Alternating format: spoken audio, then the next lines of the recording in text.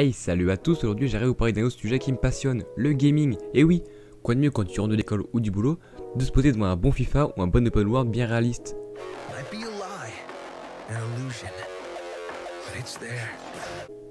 J'ai pas raison? Bref, aujourd'hui j'arrive à vous parler de ces jeux vidéo qui ont fait la transition pour ensuite être animés par nos studios japonais préférés. Et déjà, on peut faire la différence entre deux catégories. D'un côté, les animés adaptés de comics américains, style Batman, Spider-Man et compagnie, avec plus récemment La Bombe Invincible, qu'il faut vraiment voir pour le coup. Ensuite, il y a les vrais jeux vidéo, ceux qui sont adaptés en animé, comme ça peut être le cas avec la licence Sonic par exemple. Même si certaines de ces séries étaient vraiment moins bonnes que d'autres, on va pas se le cacher. Même approuvé. Et d'ailleurs plus récemment, on peut y retrouver des adaptations comme avec Cuphead, ou l'annonce d'un animé pour la licence Nier Automata, qui a l'air vraiment très prometteuse.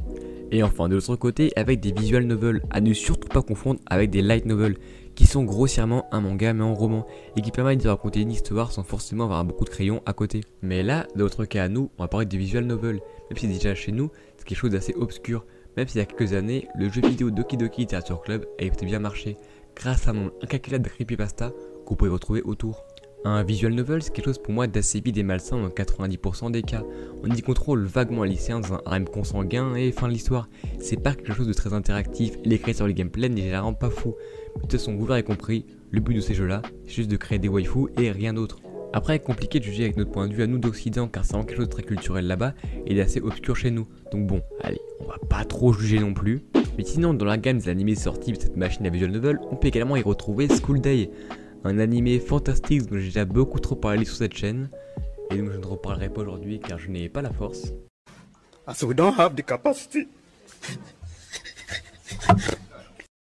Mais surtout le plus marquant de tous, Kanojo X Kanojo, qui est l'exemple parfait pour me parler des visual novels. Et déjà, comme je vous l'ai dit précédemment, pour faire un bon visual novel, il vous faut plusieurs ingrédients.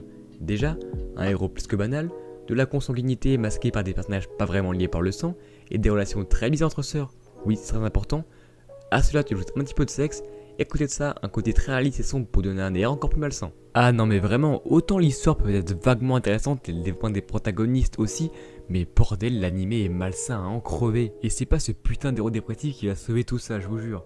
La réa est affreuse, ternie par quelques mauvaises idées de réalisation, et vraiment pas de gros taf dessus. Au final, une histoire juste très classique et finalement assez plat. Mais ça encore, ça va, c'est que l'entrée. Car moi, quand je pense à jeux vidéo et animé, je ne pense qu'à une seule chose maintenant, et c'est Shenmue. Et franchement, j'aurais aimé ne pas en parler.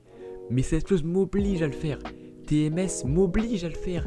Les mêmes studios qui m'a fait péter un câble avec Nagatoro en avril dernier. Ces mêmes putains de terroristes. Ils sont de retour.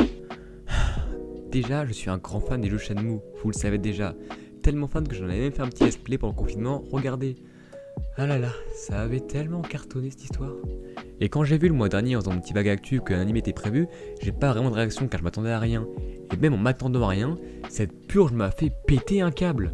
Déjà, oui, je vois pas le scénario, Ryu Azuki voit son père assassiné par Landy, un chinois à la recherche d'un mystère miroir que nous, joueurs du jeu d'origine, devons pister durant les 3 opus de la saga. Le jeu était un open world révolutionnaire pour l'époque avec une interaction avec les PNJ juste folle, de très bons personnages, des combats techniques et surtout pas du tout répétitifs, avec ensuite une très bonne rejouabilité, on peut découvrir des easter eggs vraiment sympathiques. Et déjà, pour un problème, pourquoi cet animé existe?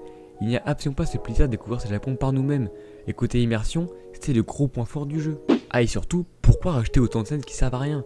Bon, je dis pas c'est pour en savoir plus sur les personnages, mais là, voir Ryu faire les magasins, ou Ryu à son club de judo, c'est aussi passionnant de mettre un caillou pendant 8 heures. C'est dire le niveau de l'animé. Oh et puis surtout, quel animé de flemmard. Les OST sont complètement repris des jeux de base avec que de nouveautés, mais franchement très médiocres. Et l'animation faciale des personnages est à crever. On est en 2022, bordel de merde. Et surtout, on a l'impression que les personnages vont être accrochés sur un fond qui n'est pas le leur. Or ça a été fini à la piste, il ne va pas être d'explication. L'animé n'a clairement pas été fini. C'est pas possible autrement. L'animé a tellement de défauts, mais j'ai jamais vu ça. On est en 2022. Et ça, en tant que grand fan du Shenmue, ça me fait vraiment très mal au cœur. Surtout que je rappelle les bons moments passés sur le jeu. À vous le montrer. Vu le buzz que ça a fait. Je hais ma vie.